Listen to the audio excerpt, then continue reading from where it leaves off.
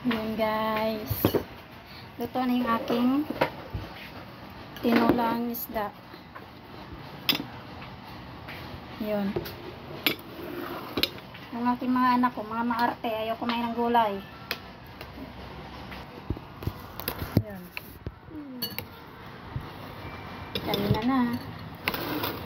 Ito yung aking kanin. Ito yung aking ulam.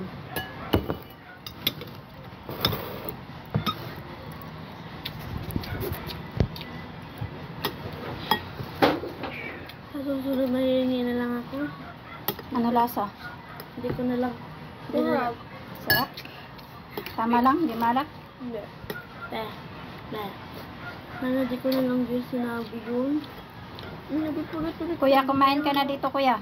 Hindi na maulit siya sa susunod. Ayun ka na. Ayan, di ba?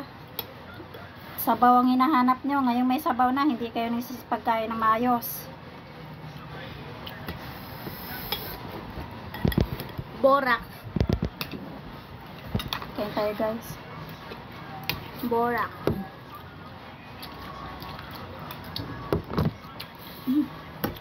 Hop. Gulay.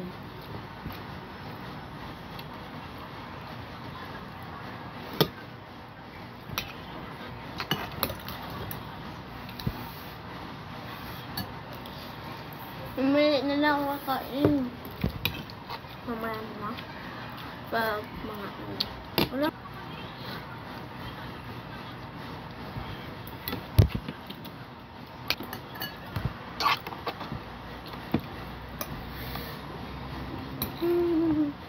Kailangan bang gawin?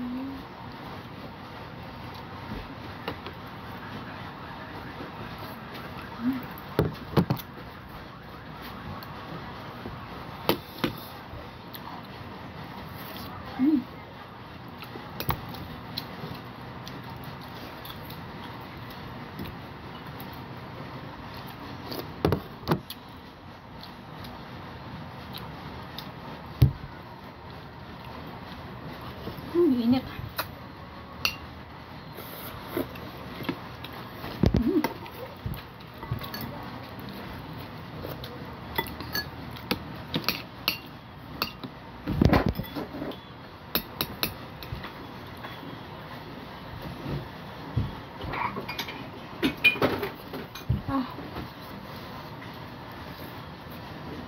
Bakit yung baso yung oil?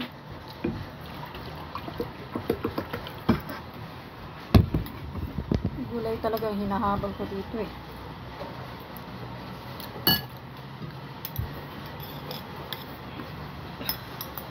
Oil. Nauubo. Happiness. Hindi ako patingin, baka makarik.